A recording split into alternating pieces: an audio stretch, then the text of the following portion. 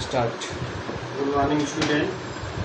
पिछले वीडियो में हमने देखा था मेंडल के दो नियम, जिसमें मेंडल के प्रभाविता का नियम था और दूसरा मेंडल के विसंयोजन का नियम। और हमने चर्चा की थी एक जीनों की वंशागत। हमने बताया था कि मेंडल के जो पहले दो नियम आते हैं उन्होंने एक जीनों की वंशागत यानी एक जोड़ी लक्षणों के आधार एक लक्षण के आधार पे उन्होंने जो संकर क्रॉस कराया था उसके प्रेक्षणों के आधार पे दो नियम लिए थे। आज हम क्लास 12 में उसी टॉपिक से आगे पढ़ने वाले हैं। बोर्ड पे आप देख सकते हो class 12 subject biology chapter number 5 चल रहा है। चैप्टर नंबर 5 का नाम है वंशागत तथा विविधता के सिद्धांत। तो इसमें हम देखेंगे, पहले इसको समझना है दो जीनों की वंशागत। इसके पहले हमने चर्चा की थी एक जीनों की वंशागत। मेंडल जब एक्सपेरिमेंट कर रहे थे तो उन्होंने स्टार्टिंग में जो मटर के एक लक्षण के दो विपर्यासी लक्षण लिए थे तो उन्हीं के बीच क्रॉस करा रहे थे। लेकिन उनके रिजल्ट प्राप्त करने के बाद उनके मन में और सारी बहुत उत्सुकता जागी और उन्होंने कुछ और दूसरे तरह के प्रयोग करने शुरू किए। उन्होंने क्या किया, उन्होंने एक साथ दो लक्षणों को लेना शुरू किया।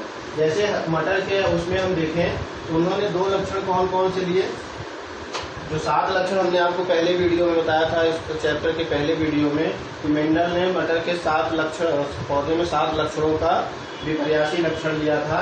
तो उसमें उन्होंने बारी बारी से सारे लक्षणों का उपयोग किया था। हम यहाँ केवल एक एग्जाम्पल ले रहे हैं। जैसे मान लेते हैं बीज का आकार, एक लक्षण है, और दूसरा लक्षण है बीज का रंग। अब बीज का आकार के दो विपर्यासी लक्षण क्या होंगे। बीज का आकार हो सकता है गोल हो और हरा, झुर्रीदार। गोल का विपर्यासी क्या होगा, झुर्रीदार। और बीज का रंग अगर हम पीला और हरा।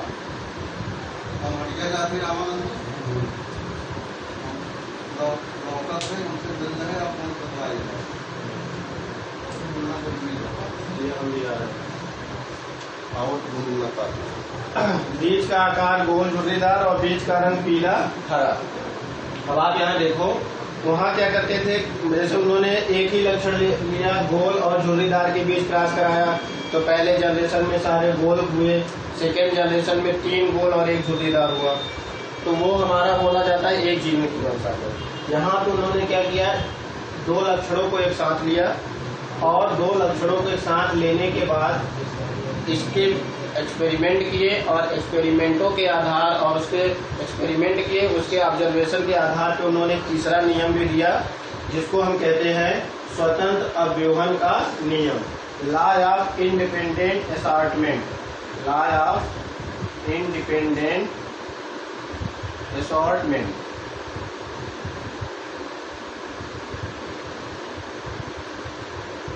स्वतंत्र अवरोहण का नियम।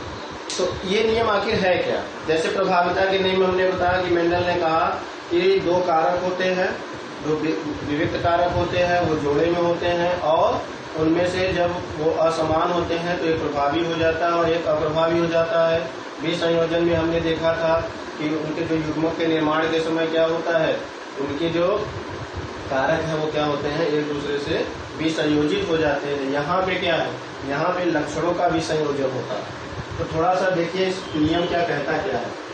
जब किसी संकर में, यानी कोई भी हम क्रॉस करा रहे हैं, तो जब किसी संकर में लक्षणों के 2 जोड़े लिए जाते हैं, लक्षणों के 2 जोड़े, एक तो बीज का आकार और दूसरा बीज का रंग। पहला जोड़ा ये हो गया, दूसरा जोड़ा पीला हरा हो गया।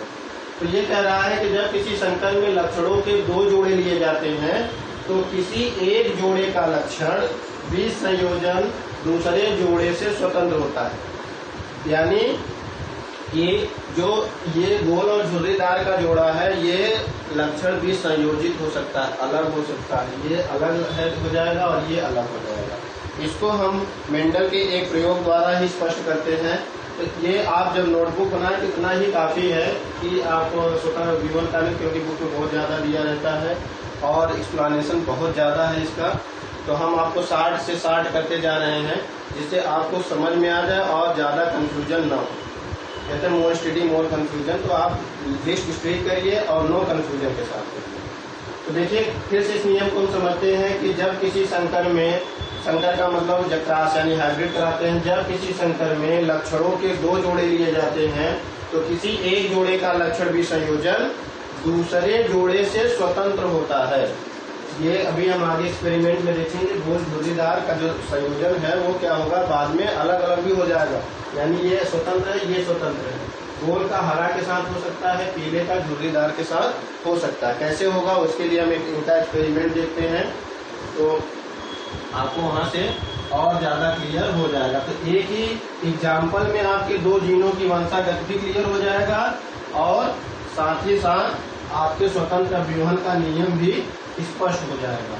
तो कभी भी अगर 2 जीनों की वंशागत पूछे तो आपको यही एग्जाम्पल लिखना है, और अगर एक स्वतंत्र अभिवहन का पूछे तो भी आपको यही लिखना है। तो हम देखेंगे जनक पीढ़ी। जैसा कि आपको पहले बताया है कि एक पेरेंट जनरेशन होता है। पेरेंट जनरेशन में हमने कौन सा संयोजन लिया है, गोल पीला। तो आप समझिए, गोल जो बीच का आकार था और रंग पीला, यानी यहाँ क्या हो गया, 2 जोड़े हो गए, लक्षणों के जोड़े हो गए। और इनके बीच जब क्रॉस कराएंगे तो गोल का क्या होता है, कैपिटल आर, और पीले के क्या होता है, कैपिटल वाई। इसी तरह दूसरा जो होगा वो क्या होगा, झुर्रीदार और हरा।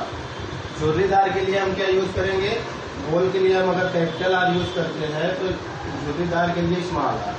यहाँ दोनों क्या हो जाएगा, स्मॉल आर। बीच के लिए कैपिटल वाई यूज करेंगे तो इसके लिए हम स्मॉल वाई यूज करेंगे। ठीक है। जब इनके बीच क्रॉस कराया जाता है तो आपने देखा है कि युग्मक का जब निर्माण होता है तो यहाँ क्या बनेगा, आर वाई, और यहाँ क्या बनेगा, आर वाई। ठीक है। अब क्या होता है, इन दोनों के बीच जब क्रॉस कराया जाता है, इन युग्मकों के बीच जब क्रॉस कराया जाता है तो हमें कैसा मिलेगा, अभी क्या मिलेंगे, गोल पीला, और इसका बनेगा क्या, आर आर वाई वाई। ठीक है। अब इसको हम अगर सामान्य चार्ट पे बनाएंगे तो बहुत ज्यादा कंफ्यूजन क्रिएट होता है। हमने कई बार क्लास में बनाने की कोशिश की, बताने की कोशिश की, लेकिन वहां से हमने देखा है कि हमारे स्टूडेंट बहुत ज्यादा कंफ्यूज हो जाते हैं, क्योंकि बुक में दूसरे तरीके से दिया है और जब हम एक्सप्लेनेशन करते हैं तो दूसरे तरीके से बता देते हैं। तो हम आपको जैसे एनसीईआरटी के बुक में दिया हुआ है ठीक उसी तरह से समझा रहे हैं। तो इसके लिए पनेट स्क्वायर का उपयोग किया जाता है। पनेट स्क्वायर की चर्चा हमने एक जीनों की वंशागत में भी की थी। वहां पे क्या होता था, केवल एक लक्षण का भी प्रयासित लक्षण होते थे। यहाँ 2 है तो यहाँ जो खानों की संख्या है वो बढ़ जाएगा। वहाँ 4 खाने होते थे, यहाँ कितने हो जाएंगे, 16।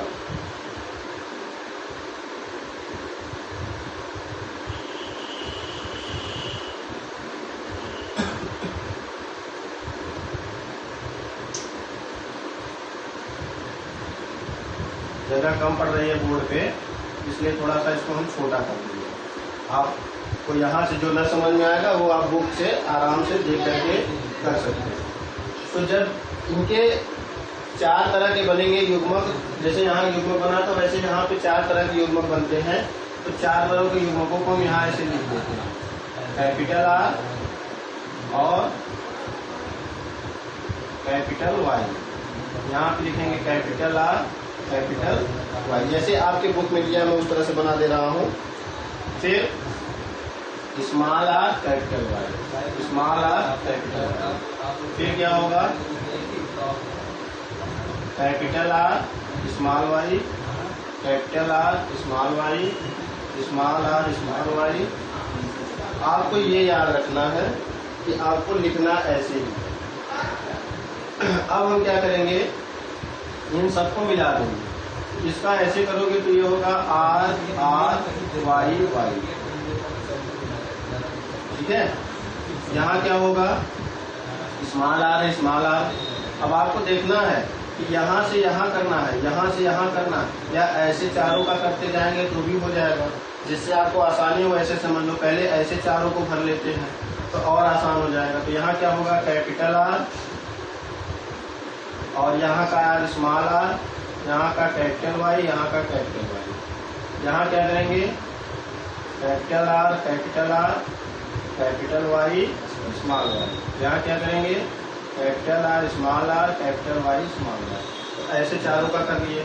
फिर ऐसे करेंगे इस चारों का, तो यहाँ होगा capital R small R capital Y capital Y. यहाँ क्या होगा, small R capital Y capital Y. यहाँ क्या होगा, capital R small R capital Y small Y. यहाँ क्या होगा, small R capital Y small Y. फिर इसका देखेंगे, यहाँ होगा capital R capital Y small Y. यहाँ होगा कैपिटल आर स्मॉल आर और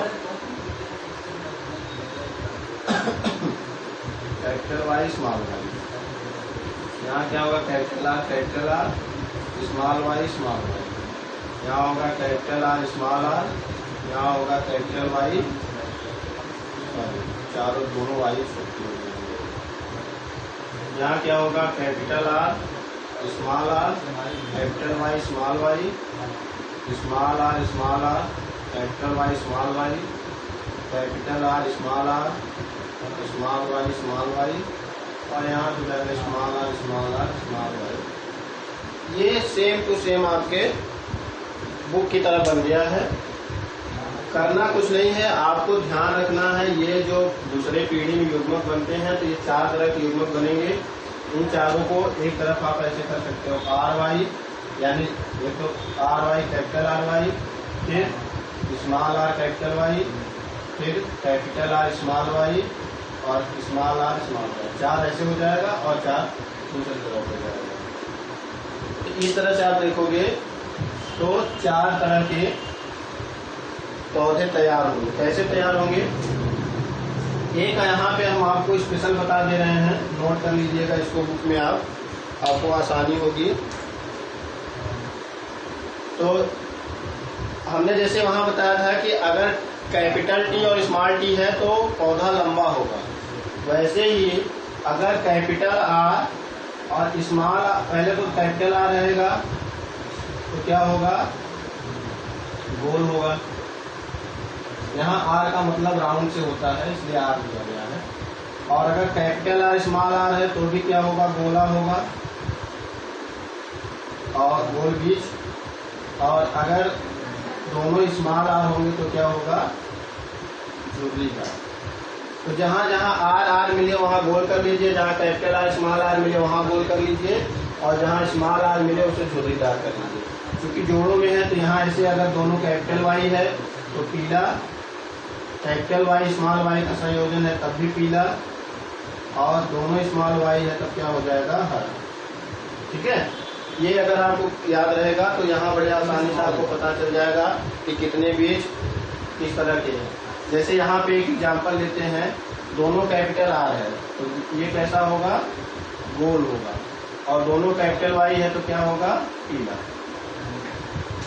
तो यहाँ पे आपको पहले में क्या मिला, गोल पीला। ऐसे आप बनाते जाओगे तो आपको एक रेशियो प्राप्त होगा जिसे हम बोलते हैं फिनोटाइप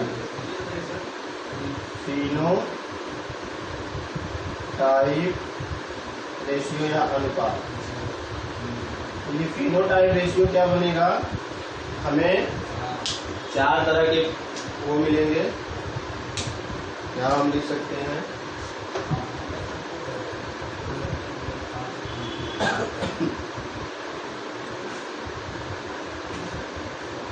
गोल पीले, गोल पीले हमें मिलेंगे 9, गोल हरा हमें मिलेगा 3,